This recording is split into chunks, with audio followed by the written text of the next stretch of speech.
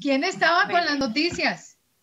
¿Quién empieza? A ver. Hoy no hay noticias. Profe, una noticia que hoy juega Venezuela Oriental contra Venezuela Occidental. Ah, sí. Buenas noches. Eso fue chiste político. Sí, fuerte, muy fuerte. Muy duro. Dijeron que jugaba Patio Bonito contra Bosa, el profe. Oiga, ¿quién dijo eso? Qué atrevimiento. Aquí eso están diciendo. Colombia contra Rappi. Colombia contra Rappi, sí. Qué atrevimiento contra Patio Bonito y contra vos. Es que por mirar quién se queda con los subsidios de Colombia. Ay, Señor Jesucristo, María y José. Bueno, lo que es chévere De es noticias. Sí, Aleja, Fabio. ¿Quién tiene Fabio Andrés Rojas. las noticias? Tengo a Fabio Andrés Rojas y a Jean Calderón. Bueno, listo. Entonces, Fabián, adelante. Fabio, profe. Fabio Andrés. Buenas noches. Andrés, ¿cómo estás? Bien, bueno, mi noticia la publicaron el miércoles por El Tiempo. Mi noticia es: Senado le exige al presidente prohibir minería cerca a los 37 páramos. El día lunes, si no estoy mal, se hizo el Senado como tal hizo la reunión. Actualmente sí hay una ley que protege los páramos. Lo que están buscando es que se busque esa protección de los páramos, pero adicionalmente se cuide los alrededores de los páramos, o sea, todo el ambiente natural cercano a los páramos. Esta discusión nace por el páramo de Santurbán, que pues actualmente pues están en un proyecto de minería de explotación, y en base a ese páramo, a ese proyecto que se está manejando, fue donde surgió la propuesta de, así como se va a proteger el páramo de Santurbán, pues se deben proteger los demás, ¿sí? Esta propuesta fue presentada por el senador Alexander López. La empresa que actualmente está trabajando en el páramo, que está explotando los recursos del páramo, es Minesa, que tiene contemplados el municipio de Soto Norte, Santander y pues los alrededores de Santurbán. La propuesta se aprobó con 86 votos a favor y 0 en contra. Y adicionalmente piden que se tengan estos criterios como para evitar que Minesa siga avanzando en proyectos. Porque dicen que si llegan a aprobar este proyecto para el páramo de Santurbán, también podrían solicitar una licencia para comenzar a explotar oro, y pues eso es lo que el Senado no quiere. Correcto. No, y ya, esa es mi noticia. Ok. ¿El qué? Gracias. ¿Sobre qué estamos? ¿Cuál es el qué de esa información? Oiga, es que gafas sobre gafas. Esto sí está uno muy loco en esta vida, hombre. Yo sí la veía como rara, profe. No, sí la veía rara. No, es que ya uno en viernes uno hace cualquier cosa. Pues. Sí, uno hace, y si no, mire, profe. Se llama demencia senil, Señor Jesucristo, María y José. Bueno, muy bien. Muy bien. Entonces, ¿quién sigue? ¿De psicología hay alguien? A ti no ha entrado, sí. No. Pues, profe, yo me había postulado ayer, no sé si pueda comenzar. Sí, claro, dale. Bueno, entonces, por aquí tengo la noticia. Básicamente la noticia, bueno, la saqué del Tiempo, esa noticia salió el día de ayer y se habla de la reactivación del turismo en Colombia. Pues a raíz de lo del COVID, tras 5 meses de estar paralizado, pues todo el tema del turismo. Entonces dice así, que con el fin de evitar la propagación del coronavirus en el país, hace 6 meses el gobierno nacional decretó el aislamiento preventivo obligatorio.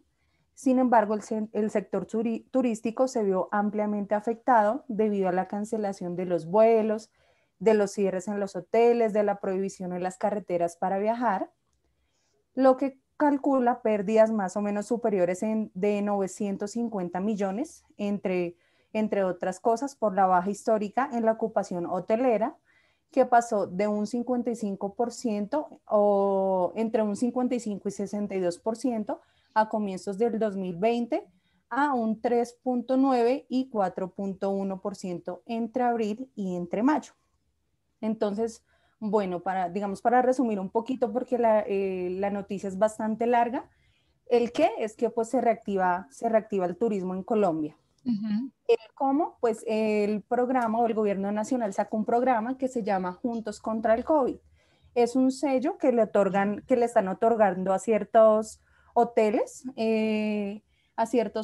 para que pues con todas las medidas, con todos los protocolos, para que puedan reabrir. ¿Cuándo? Se suponía que era en septiembre, pero realmente empezó este mes, empezó el 1 de octubre. Ese es el cuándo. El dónde. Bueno, los hoteles que ya cuentan con este sello es el de Lagomar y Lagosor de Compensar, que están ubicados en Girardot y en el Nilo. Ok. Entonces, básicamente esa es la noticia. Perfecto. Muy bien, muchas gracias. Por aquí por el chat veo a Heidi Salas y a Jason Tovar. Entonces, Heidi, adelante con tu noticia. Profe, buenas noches, compañeros, buenas noches. Buenas noches. Mejor dicho, era más como una entrevista. El qué, pues es la búsqueda de su hijo desaparecido. ¿Quién? La señora Luz Marina Bernal. Esto fue, fue una noticia del Tiempo del 7 de octubre. Okay. ¿Cómo? Pues al dirigirse a buscar la veracidad y el porqué de lo sucedido, cuando los hechos pasaron el 23 de septiembre del 2008, ¿en dónde? En Ocaña, norte de Santander. Bueno, explico la noticia, pues me causó realmente pues mucha impresión porque se llamaba "Seguiré hasta encontrar la última falange de mi hijo". Entonces, bueno, es la búsqueda de su hijo desaparecido, Fair Leonardo Porras. Por confirmación del parte de Medicina Legal de Bogotá, la llamaron, le confirmaron que su hijo había sido encontrado en Ocaña, norte de Santander. La señora, al llegar y cuestionar a los fiscales de allá de Ocaña, le dijeron a su madre que él era el jefe de la organización de una organización narcoterrorista.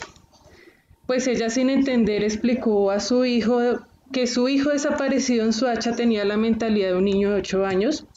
Era una persona analfabeta e inmóvil de su brazo derecho y de su pierna derecha. Ella pues se encontraba totalmente horrorizada, pues ella defendía totalmente a los militares, pues su hijo había prestado el servicio militar para la patria durante 2 años y ahora pues la misma patria se arrebataba a su otro hijo. Fair fue reclutado por Alexander Carreto, un reclutador militar, en Soacha, pues a través de falsas promesas de trabajo, se lo llevaron a Ocaña, le quitaron sus documentos y en un retén ilegal, pues en ese momento le solicitaron los documentos a él y al no ser una persona indocumentada, le dispararon y lo hicieron pasar como un guerrillero dado de baja en combate. Ellos pues lo que hicieron fue tratar de ocultar esa investigación, entonces lo que hicieron fue cortarle el brazo y la pierna derecha al muchacho para evitar esa investigación.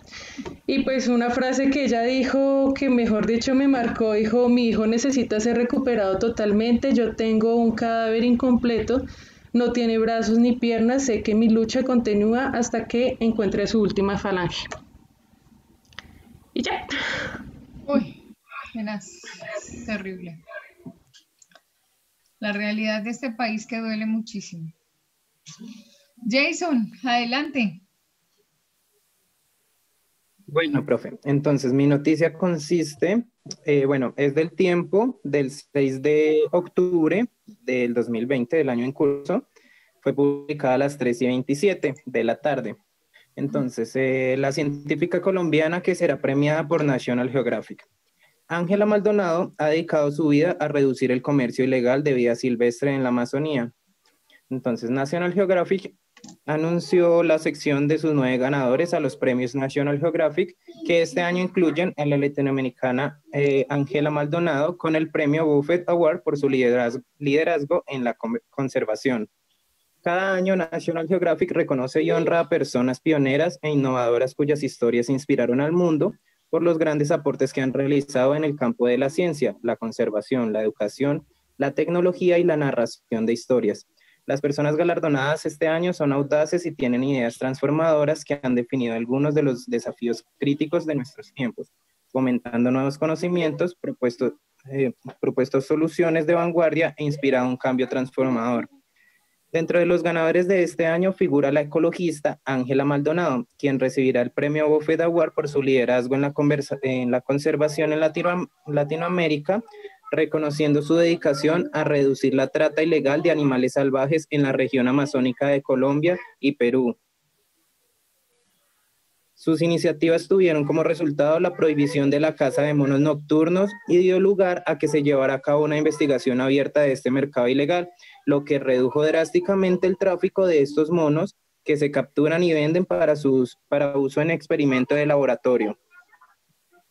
Entonces ahí podemos analizar que la noticia trata directamente de Ángela Maldonado, el premio que recibe directamente de National Geographic, pues por los aportes realizados a la conservación de los animales.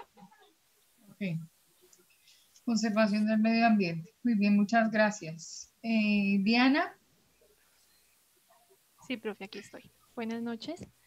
Bueno, mi noticia es extraída del periódico del Espectador. Tiene una fecha de publicación del día martes 6 de octubre y se encuentra categorizada en la columna de ciencia. Se titula así: Premio Nobel de Física por arrancar algunos secretos a los agujeros negros. El Premio Nobel de Física de este año fue otorgado a 3 físicos por sus contribuciones para develar uno de los fenómenos más exóticos del universo, los agujeros negros.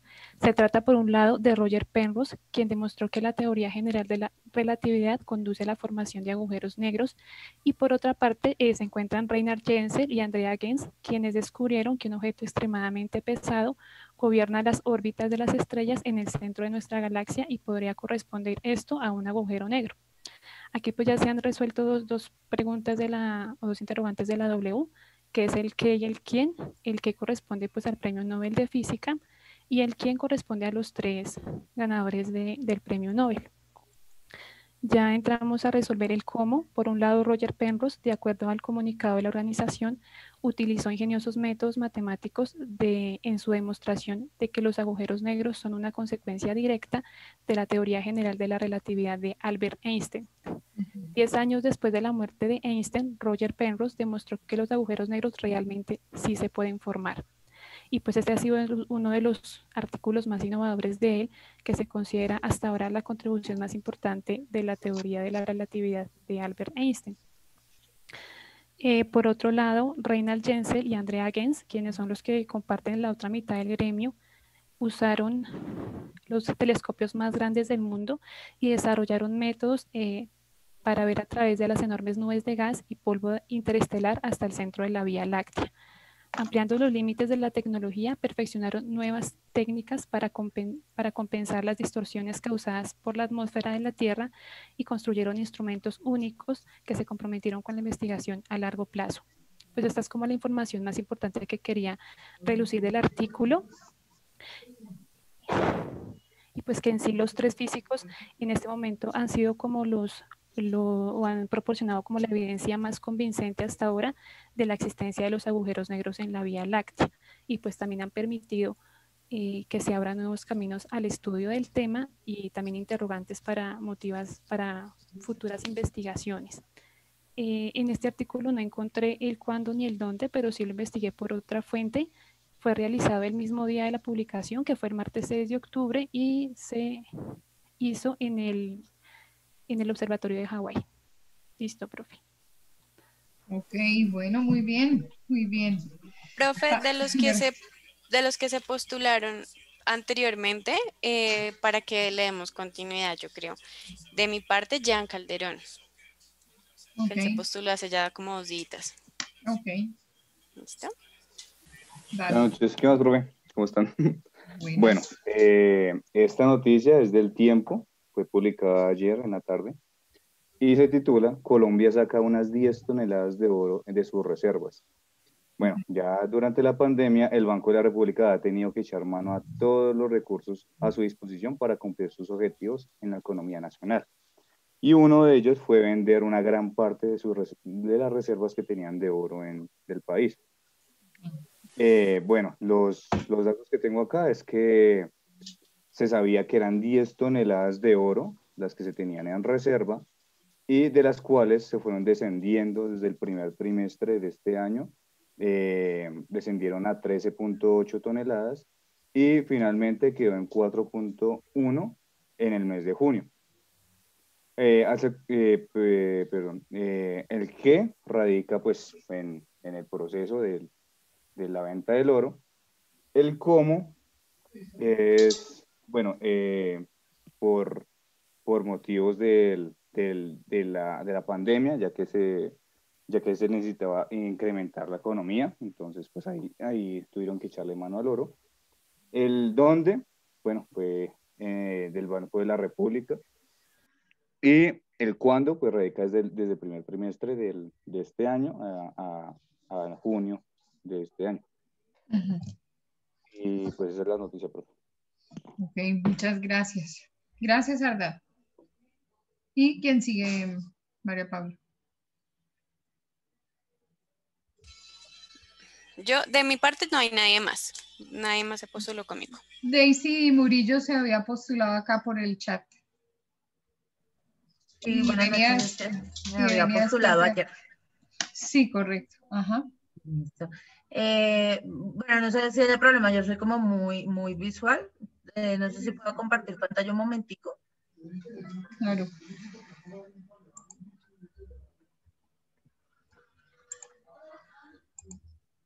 Listo, conferido.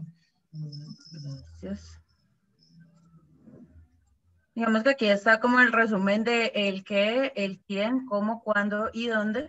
De una noticia que vi ayer, una noticia de astronomía que me llamó la atención, que a mi hija le gusta mucho el tema de la astronomía y se titula Esta noche se podrá ver la lluvia de meteoros de las draconias, que son unos tipos de estrellas, por así decirlo.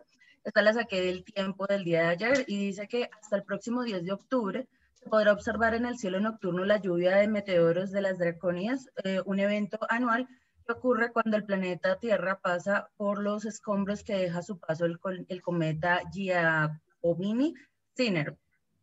Germán Puerta, que es el comunicador y divulgador científico del Planetario de Bogotá, explica que la lluvia de meteoros de las draconias está activa entre el 6 y el 10 de octubre con el radiante de estrellas fugaces de la constelación Dragón, o del Dragón, perdón, y dice que esta lluvia favorece al hemisferio norte, pues Draco, que es una constelación circumpolar del norte.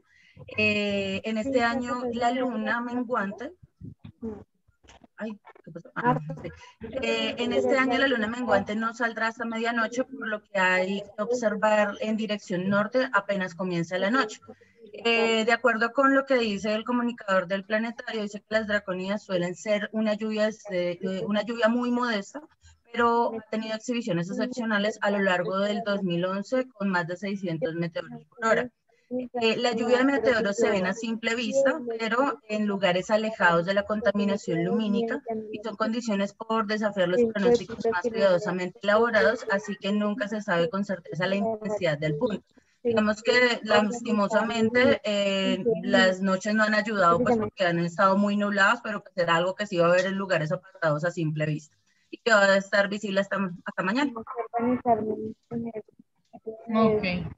Bueno, muy bien. Muy bien. Bueno, entonces voy a compartir aquí un poquito mientras en este momento están calentando. 2 segundos aquí importante para esto. ¿Hay alguien que tiene el micrófono abierto? Por favor, lo cierra. Creo que es Giselle, tal vez. Porque no, o sea, no llega rápido y no le dan las cosas. Me conecté a las 7:20 a contestar. Listo, ya le desactivé el audio. Bueno, muy bien. Entonces, ¿están viendo la pantalla? Sí, señora. Sí, profe. Ok, bueno, listo. Es muy importante tener en cuenta qué tipo de palabras nosotros vamos a usar en los textos y es preferible usar palabras cortas y no largas. Hay una tendencia natural al acortamiento. En este momento hay una tendencia que dice que los términos largos complican los textos. Entonces, si estamos buscando que los textos sean livianos, no profundos, no estoy hablando de profundidad y de contundencia, sino de liviandad a la hora de redactar, es preferible usar palabras cortas y no largas.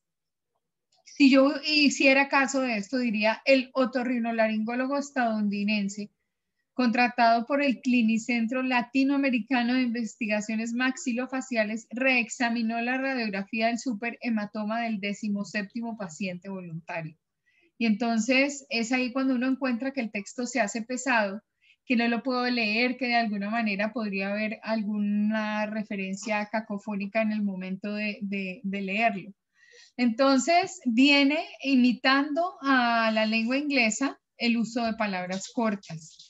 Y todo lo contrario, la tendencia a las palabras largas, por ejemplo, el alemán utiliza palabras que transmiten como un concepto. Por ejemplo, elevador, que no en este momento no sé cómo se dice.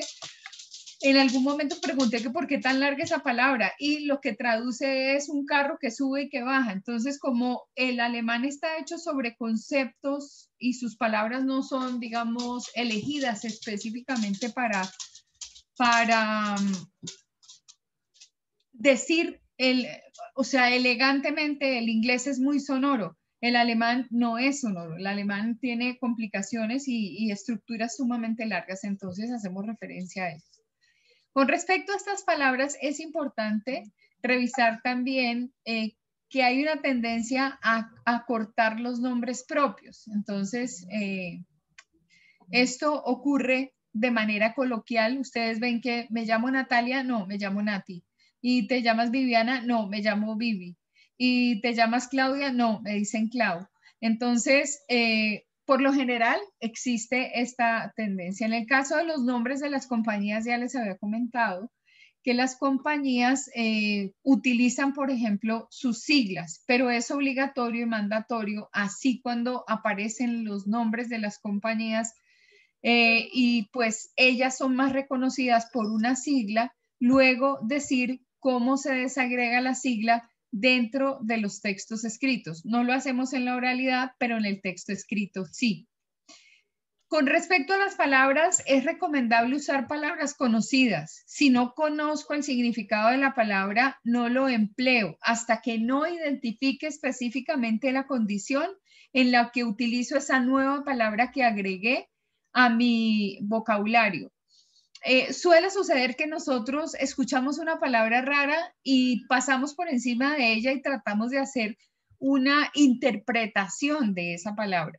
Y la idea no es eso, la idea no es hacer una interpretación, la idea es ir y decir, yo no conozco esa palabra, voy directamente al diccionario, me voy a un diccionario confiable, me busco, por ejemplo, a partir de la RAE, ¿qué quiere decir? ¿Cuál es el significado que tiene la RAE?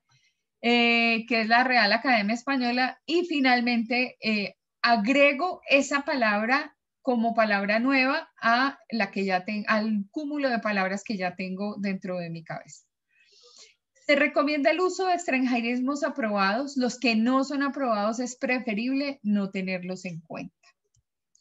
Los localismos, pues hay que identificar quién nos lee, porque cuando utilizamos el recurso de palabras que son locales, perdemos una gran cantidad de audiencia cuando ésta no tiene conocimiento del significado del localismo. Ahora, los colombianos tenemos una particularidad y es que en la oralidad somos muy distintos al resto de las regiones en Colombia.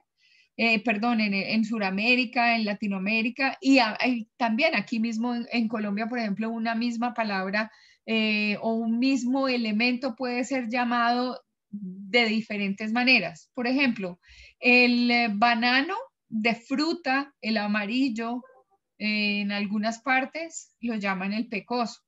En la costa le llaman guineo. Nosotros acá le llamamos banano. Si el banano es más pequeñito, entonces lo llaman manzanito y así sucesivamente. Entonces, pues a la hora de la verdad lo que necesitamos es identificar plenamente quién está dentro de mi lector, bien dentro de mi auditorio, quién es mi auditorio para utilizar muy bien esas palabras que voy a emplear dentro de mi texto. Entonces, como resumen, palabras cortas, palabras conocidas, no a los extranjerismos. Es preferible no usar extranjerismos, sino solamente extranjerismos aprobados. No a los localismos, no repetir las palabras y para eso obviamente tengo que tener esa última fase que es la de autorregulación, que es donde yo hago todas las correcciones posibles a esa autorregulación. Y ahora no quiso caminar. Palabras gatillo no las usamos. ¿Y cuáles son las palabras gatillo? Las palabras gatillo son las palabras que impulsan a que la otra persona tenga una reacción negativa sobre mi discurso, o sea, sobre lo que yo le escribí o sobre lo que yo le dije. Esas palabras detonantes no las debemos usar. Por eso es recomendable que si vamos a escribir un texto, bien sea de respuesta a algo, alguna situación donde yo me encuentro en una condición no ideal, es decir, no estoy tranquila con mi espíritu, de alguna manera, o estoy llevada, como dicen, de los 1000 demonios, en medio de la ira, en medio del intenso dolor, no se puede escribir. Si es posible, postergar esa escritura, digamos, para más adelante. Y el tema, pues, de las palabras que no son concebidas dentro de las condiciones éticas del manejo de la lengua. Ya conocemos cuál es la técnica de las 5W y dentro de esas 5W, pues, encontramos la clave para poder escribir de una manera organizada, de una manera justa, de una manera que le va a permitir a mi interlocutor saber todos los aspectos de lo que yo quiero comunicar. Entonces, el qué y el quién de primero, como complementos, el cuándo, el cómo, el dónde y el por qué, siempre tildados.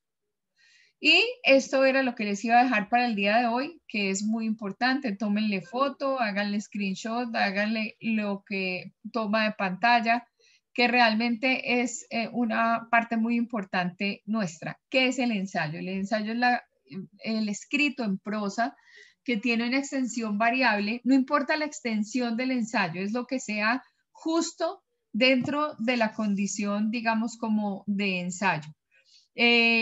La extensión la determina la profundidad y la cantidad de información que tengo para dejar dentro de este documento. Entonces, ¿qué características puede tener? Puede abarcar cualquier tema. No hay límite de extensión.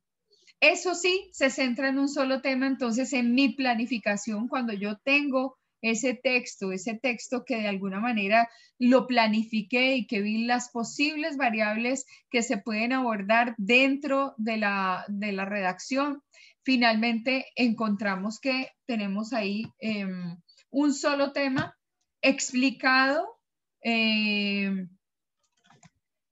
a partir de las argumentaciones que yo encontré justas dentro del desarrollo del mismo. El tema se desarrolla sin agotarlo, o sea, pues es a veces imposible escribir absolutamente todo. De manera que normalmente todos los temas tienen una extensión importante.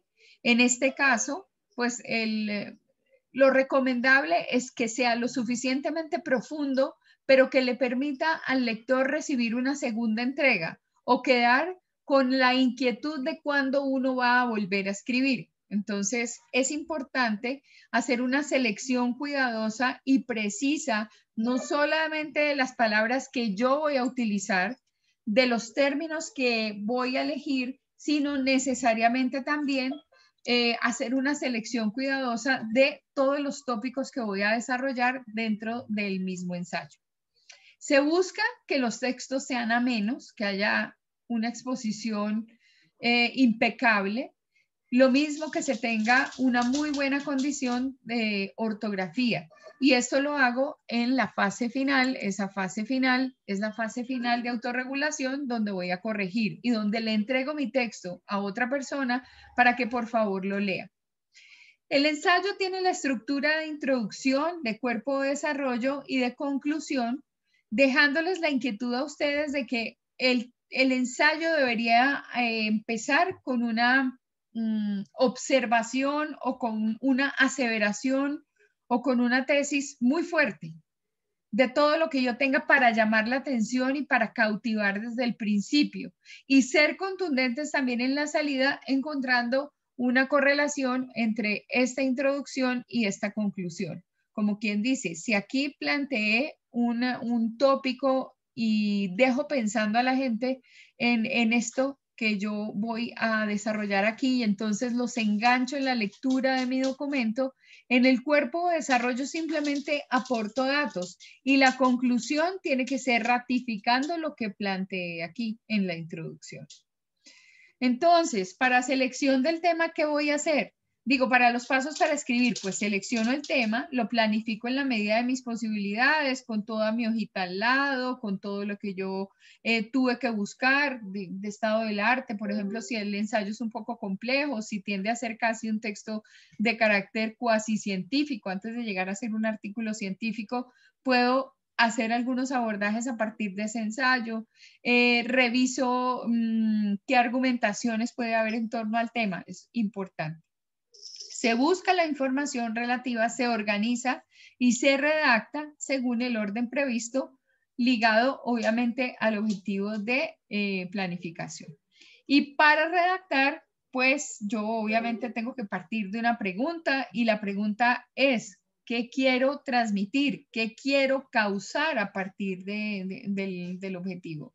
Entonces, en ese objetivo, respondo a esa inquietud que sé que es la mía, pero que es la de mucha gente. Normalmente uno está escribiendo sobre cosas que los demás quieren saber. Puedo hacer preguntas y además debo de responder a esas preguntas, y ya con toda esa información me siento a escribir el ensayo. Luego, la recomendación es revisar críticamente qué es lo que está pasando con ese documento. Entonces, los voy a dejar ahí para que tengan paz en el alma. Han trabajado muy juiciosos esta semana, han aportado, han llegado todos. Aquí en este momento hay 74 personas. Seguramente, pues estamos empezando a la hora en punto y estamos terminando casi sobre la hora.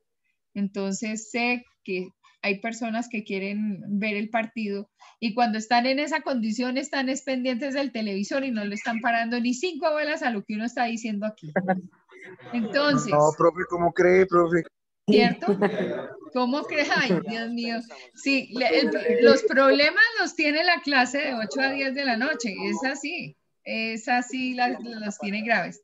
Entonces, bueno, los que quieran ir a ver el partido, pues pueden ir a ver el partido. Si hay alguien que se quiere quedar acá, pues yo me quedo con los que se quieran quedar acá, y no hay implicaciones ni cosas ni nada, sino que si quieren... Es una decisión difícil. Gracias, No, profe, pero la idea es que tú también te lo veas. Gracias, profe, claro, usted también debe vérselo, porque usted está con la camiseta. Profe, si comparte pantalla. Profe, comparta pantalla. Vamos a hacer un ejercicio. Vamos a No, hacer profe, un ejercicio. comparta pantalla y lo vemos todos. Gracias a mi Dios, estamos empezando. Entonces, como siempre, dejamos un tiempito. Voy a tratar de conectarme, o sea, en este momento nos quedaría, digamos, por recuperar 1 hora, o sea, 50 minutos. De aquí en adelante, en el módulo, vamos a recuperar de a 10, de a 10, de a 10, de a 10, porque aquí no se trata pues de la cantidad y del peso, y como dicen en el trabajo de la hora nalga, no. Aquí lo que estamos es aprendiendo a hacer análisis crítico, a construir un texto y a estar bien. Entonces, en ese orden de ideas, pueden ir a ver su partido, yo los acompaño y después seguimos trabajando de la manera como lo venimos haciendo. Ustedes son un grupo muy comprometido que merece esta situación. Bueno, Gracias. hablo de mi clase Gracias, hasta profe. las 8. Gracias. Gracias, profe. La clase de 8 a 10, Gracias. ustedes verán cómo es. Gracias. Gracias, profe. Hasta luego. Chao. No, profe, gracias. Que les den la oportunidad de conocer un tipo de lectura nueva si nunca lo han llegado a hacer, y los que lo han hecho, pues que la sigan leyendo, que todos los días tenemos algo nuevo por descubrir ahí. Es un mar que cada vez que vamos dando más brazadas, se nos abre más y más y más, y encontramos más cosas por descubrir ahí dentro de ese libro. Sí, así es. No, tienes todo el camino abierto para poderla explicar. Me parece muy, muy importante. Y pues nada, o sea, tú sabes que las situaciones se dan y el libro de la Biblia, o sea, la Biblia como tal, debemos conocerla todos. Y bueno, son metas a veces que la gente se propone. Uno dice, uy, pero yo cuando me la voy a leer. Conocí metas de personas que se propusieron a leer todos los días, hasta que tuvieron una metodología específica para poder complementar toda la lectura. Es muy bueno, bueno, aquí ya hablándolo entre nosotros, es muy bueno leerla desde un principio para sí mismo, como se dice, estructurar de lo que se habla, porque muchas veces del Antiguo Testamento tiene que ver muchas partes del Nuevo Testamento, y uno ya después empieza como a engranar y a cuadrar el rompecabezas.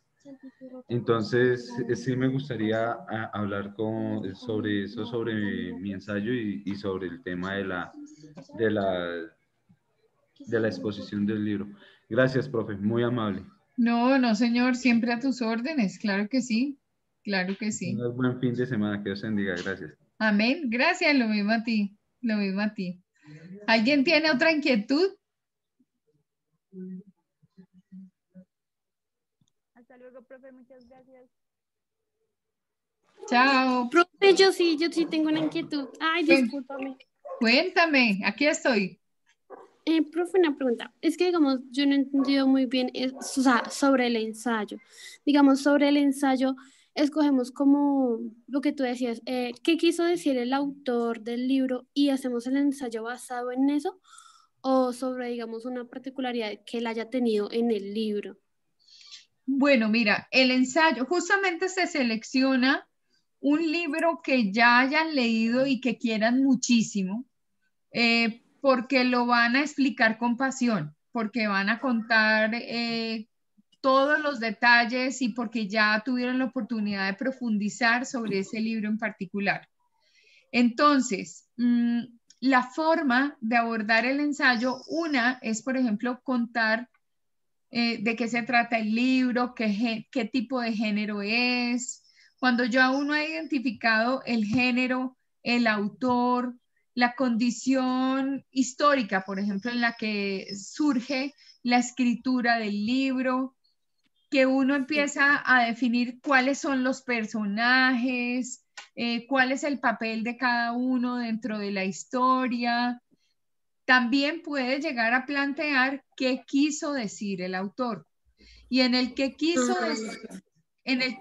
decir el autor, pues obviamente parte del análisis crítico. La otra es la posición crítica y es decir por qué específicamente si estás de acuerdo con el autor o no estás de acuerdo con el autor. Sí, esa es la posición crítica frente a la literatura, frente a la lectura de lo que vas a tener en tus manos. Ahora, la otra parte es argumentar al resto del curso por qué leer el libro.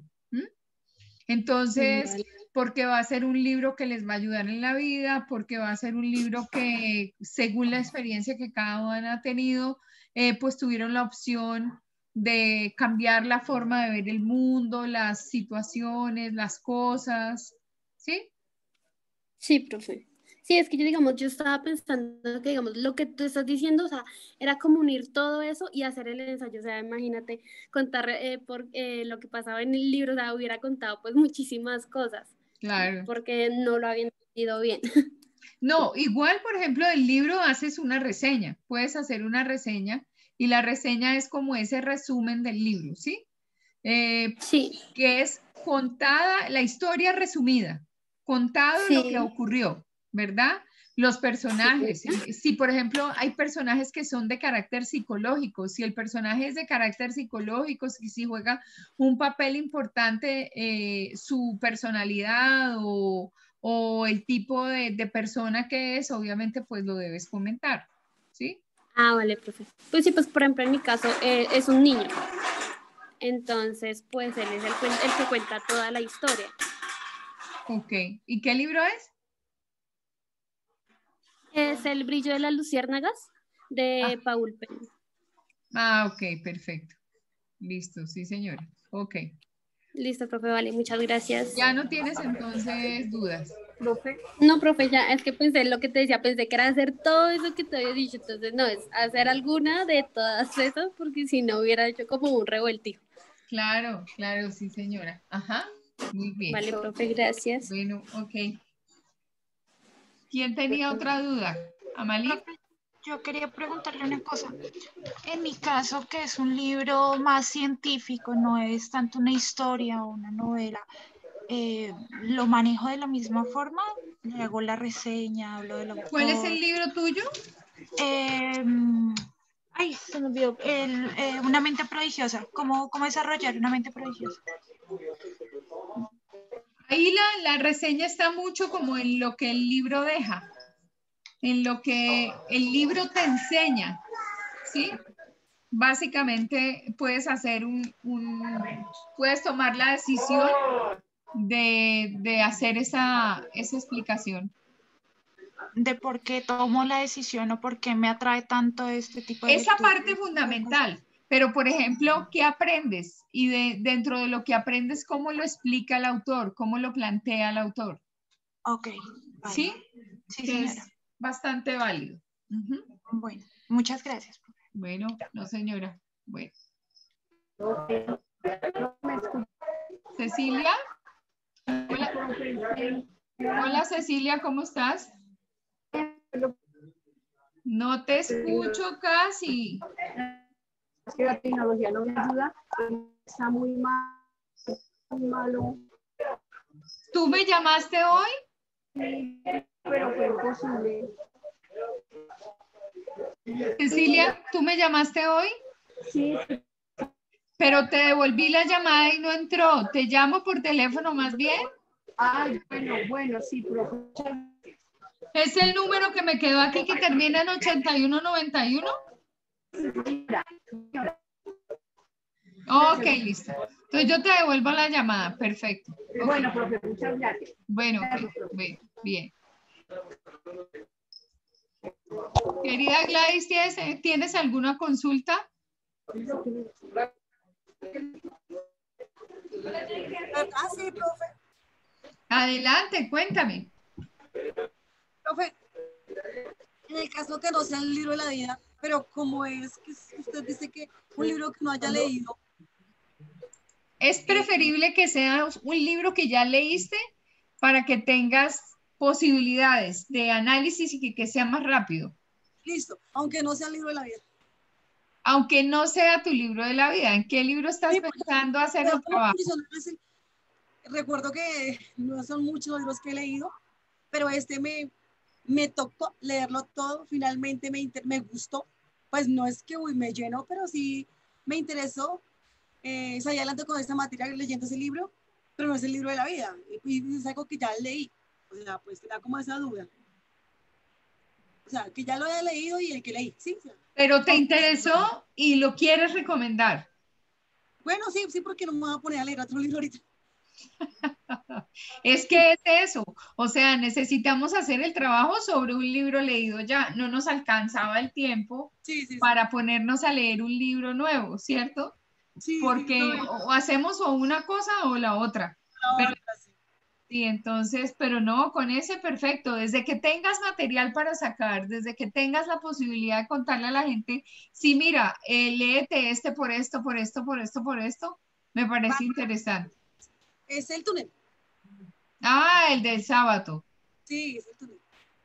Pues yo leí La Vorágine y leí de Federico García Lorca, del premio Nobel que tenemos en Colombia, pero pues ese lo terminé y pues finalmente me impactó, me gustó. Más no es que me da maricada ni así, ya sea el libro de la vida, pero pues... Sí, que te parezca que está el libro amado, sí, ese no. Ok, perfecto, sí señora, listo, no, está bien ahí, perfecto. Vale, profe, gracias. Bueno, muy bien, ok. Profe, yo realmente con la literatura hace rato, yo ya hace 30 años, ¿verdad? Que estoy en esta experiencia nuevamente, la vida me puso acá. Y pues libros de la vida, de verdad, o sea, en literatura no, porque más bien estoy en la tendencia o ya llevo rato leyendo más bien temas como de salud, realmente. Sí. Entonces, me gusta mucho de pronto un libro que me hable de nutrición, que me hable de estilos de vida, de cosas saludables, y en eso me he enfocado desde hace algunos años. Sí, señora. Y pues del colegio, pues realmente, bueno, La Vorágine o la rebelión de las ratas o esas cosas, pero realmente no le tengo mucha recordación o que me hayan marcado realmente, o por ejemplo, Menos Ilíada, Odisea, tampoco. No, pues el Ramayana y el Mahabharata, ¿no? Pues pides mucho. Sí, entonces, pues yo no sé, voy a intentar dar lo mejor de mí y voy a leer La melancolía de los feos. De cierta forma me cautiva un poco el autor, lo hago como por ese lado, porque me cautiva un poco como él investiga, cómo él entra, cómo se apersona de cada historia, de cada personaje. ¿Y alcanzas a leerlo? Para hasta hacer el ensayo, ¿sí? Es para 8 días, ¿cierto? Sí, sí, sí, sí. ¿Y qué temas de salud, por ejemplo, estás leyendo? Por ejemplo, yo, El cerebro de pan, Alimenta tu cerebro, medicina, la nutrición, la tercera medicina, creo que son muy, pues igual, hablan de mucha bioquímica un poco, que para mí también es difícil, pero trato de entender y pues como me gusta, entro y rescato lo que me interesa realmente. Sí. ¿Qué existirá de los libros que has leído y que te han gustado? Uno que tenga, por ejemplo, conceptos importantes nutricionales para tus compañeros, para que ellos cambien determinados hábitos, para que comprendan bien, qué sé yo, por ejemplo, la mezcla entre los alimentos. Hay muchas cosas. Bueno, sí, de hecho, yo, de hecho lo que enfatizo, porque normalmente el médico lo asusta a uno con el colesterol alto, le sale a uno 212, 202 incluso, y ya le indican una atorvastatina o una estatina de esas que es más dañosa, y no se fijan, por ejemplo, en colesterol bueno. Entonces desde ahí sí podría ser, o sea, lo mismo, las recomendaciones, estar muy pendiente de vitamina D3. Entonces ahora yo con esta pandemia, de verdad, y le recomiendo a todos, es el examen de vitamina D3, que lo tengan en un rango óptimo para que nuestro sistema inmunológico realmente esté bien, que responda ante la eventual infección. Entonces, eso, pues en esos temas es que me muevo. Por ejemplo, esas cosas, ya hay suplementos básicos, ya igual, el no recomendar el gluten, por decir algo, por tanta daño al intestino, y que el intestino se ve que debiera ser nuestro primer cerebro. Entonces es interesante por eso, ¿sí? Pues el libro que consideres tú que, por ejemplo, puede ser de enseñanza para la gente, que te ha gustado, que te llevó a una muy buena práctica para, no sé, desde el punto de vista nutricional, eso es bueno para todo el mundo. O sea, pues digamos que... Como no es literatura, sí... No, porque son libros, mira, entre eso y un libro de autoayuda no hay ninguna diferencia. Los libros de autoayuda, por ejemplo, pues obviamente tienen los temas de las relaciones de pareja, de las dependencias, entre unos y otros, pero lo que importa es generar una conciencia de lectura, un hábito de lectura, encontrar que en los libros hay un mundo maravilloso por descubrir, encontrar que en la gran cantidad de libros que puedes encontrar en una biblioteca, en un almacén que vende libros, hay una cantidad de situaciones que te aportan y qué rico leer. Porque es que lo que no tenemos es el hábito de la lectura, o sea, no leemos el periódico, no leemos las revistas, no leemos de información, un libro no nos acompaña en el descanso, un libro no nos permite hacer el ejercicio de sentarnos yo con yo, porque tal vez, por ejemplo, a veces le tenemos miedo a sentarnos con nosotros mismos, ¿no? Y el libro te permite... Por ejemplo, el libro, yo les contaba que el libro que me encanta se llama Ser amigos para ser amantes. Y cada vez que yo lo leo, es un libro que pareciera que tuviera en mis manos un texto completamente diferente cada vez. Y ayuda a pensar, ayuda en las relaciones de pareja, ayuda a pensar en, no sé, en el ego, qué sé yo, en una cantidad de cosas que uno tiene. Y pues lo que no disfruta la gente es el tema de la lectura. Fíjate que cuando uno ve un vuelo internacional, ay, que se me cayó la camiseta, un vuelo internacional, nacional, o sea, de nacionales, todo el mundo lleva muchas cosas para entretenerse y resulta que hay vuelos internacionales de otros países, por ejemplo, y todo el mundo lleva un libro. Es increíble. Nosotros compramos en las tiendas papas, chitos, caramelos, sándwiches, gaseosas, todo lo que nos vamos a llevar en el vuelo. En otros países la gente se compra un libro nuevo para llevar en el viaje y una botella de agua, sí, exactamente. Entonces, no tenemos como hábito o como cultura leer. Y estamos con unos índices violentos de que, o sea, el que lee libros se lee un libro 1.3 al año. O sea, el índice es muy bajito. Y eso que han mejorado cosas como en la feria del libro, han mejorado cosas de alguna manera, pues, que favorecen, ¿no? Favorecen a las personas y a su cultura. Y lo invitan a... Entonces, exacto, me parece que si tienes una postura interesante con respecto a la salud y que hay que descubrir que hay muchísimos libros por ahí, no todos necesitan ser de Dostoyevsky. Entonces, sí. Ok. Bueno, profe, entonces... Sí, está bien. Está cerebro bien. de pan. Y pues ya lo había postulado, no sé, entonces había postulado ayer La melancolía de los feos. Sí. Entonces Bueno. ya ¿Se cambiaría. la mandaste a la monitora o me lo mandaste a mí? Por la aplicación, en la aplicación. Sí, entonces falta que la monitora me pase los libros. Bueno, muy bien.